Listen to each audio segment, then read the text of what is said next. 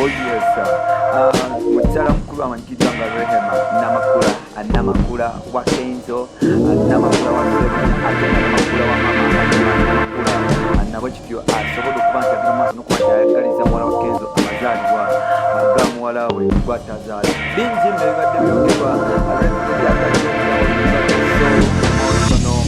nga bikulaga nti oolyawo wakyaliwo bondi wakati we ne musajja mukulu amanyikidwa nga Denisa Kenzo Musuuza gwe batasuuza ye asuuza era nga situlekera nti guno omukwano oguli so tight loud and clear. Ngenda kusawo nakyali wange abadde atamanyi nti leero Maya Musuuza aweza emyaka 10 bwetu bamuzaala Tracy mukyala wa Kenzo yasooka mpolampola then okubanja mujja mu bigere nsobola okubanja tusalina omwana amanyikidwa nga Maya Princess Maya Musuuza nawe kityo Rehema agenda maaso okuba nti olyawo ayagaliza omukyala ono omwana amazaalibwa amalungi n'ebigambo ebimotion nga tusobola okuba nti tugezaako mpolampola tukwanirizaako so number one rich boy amongst Uganda ogambo kyama Uganda tumideko anti big up on yourself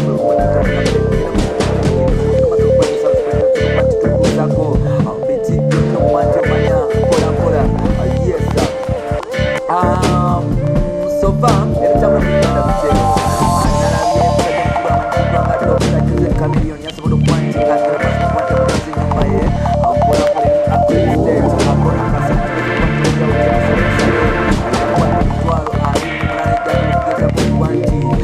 yes ina jani okudda mu NRM era omusajja ono kwezi n'ennyumba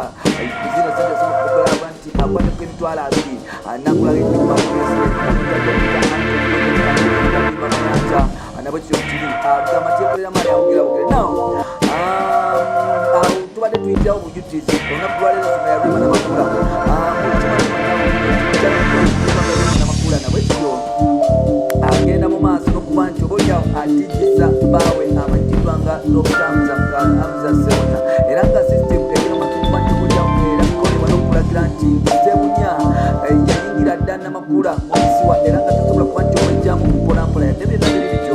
mukyala mukulu amanyikidwa nga Rehema Namakula lubadde olunaku lwali olunaku lw'ebyamagero babadde batamusuuliramu omukyala ono yagenze mu maaso n'okuba nti akola olunaku lwaleero olunaku olubedde oluzito olunaku olw'amaanyi eri mukyala mukulu amanyikidwa nga Princess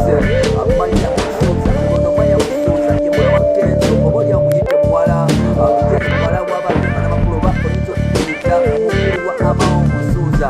yes Maya Musuuza olunaku lwaleero agenze mu maaso n'okuba nti aweza emyaka gy'obukulu 10 era nga mukyala mukulu amanyikidwa nga Princess Rehema Namakula maaso malungi nabwe kityo yabaddeko okuba nti bakwata okwagaliza okwalo n'ebintu ebiddamu ng'ate yo n'ensi obaolyawo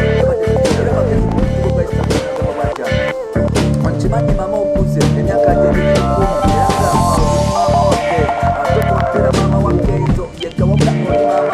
wange oli mukulu wa Amao Musuuza era nkusaba Mukama Katonda mu maaso akutwalira ddala waggulu osobola okuba nti ofuna ebintu eby'enjawulo ebyekyabuka osobola okuba nti otuusa obulamu bwa famire yaffe mpolampola ebigambo bya nti Rehema oba olyawo Kenzo yagenda mu maaso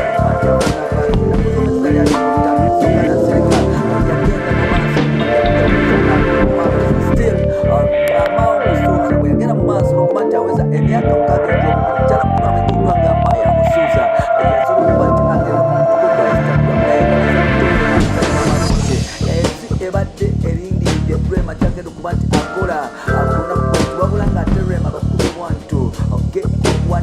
yasobola okuba nti abuuka byonna ebizibu okuba nti bateekawo n'akola ekyo kiyita musuubirwako sofa bwe twogerera Denisa Kenzo Musuuza yasobola okuba nti agenda ali Tanzania tasobodde kuba nti ajaguza amazaalibwa ne muwala we olwokuba nti yagenze kuba nti afuna vidiyo ye enemusala musajja mukulu amanyikidwa nga asobola okuba nti agenda okusobola okuba nti amamwanjola ewomukyalo Tanzania kwefuna amanyikidwa nga Maya Kulanga kikulaga nti Kenzo abakyala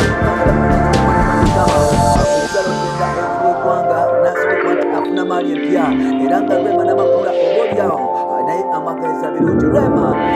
sofa gy'emyaka esatu kyavanga wamusuuza naye ng'ate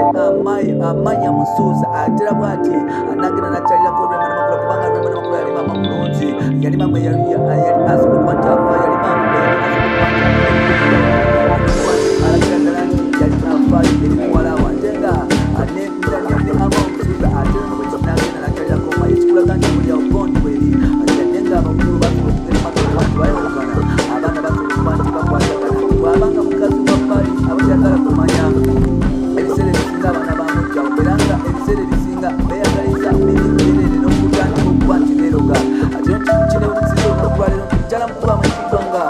Rema Namakula abakyasobola okuba nti ebyo byonna abikyusa anatandika okuba nti obaolyawo akola ebintu ebyenga tebitasuulirwa akwekuwagaliza mukyala mukulu amanyikiddwa nga Amao Musuuza amuzalira amalungi okole kuba nti okutambula nangetambikizo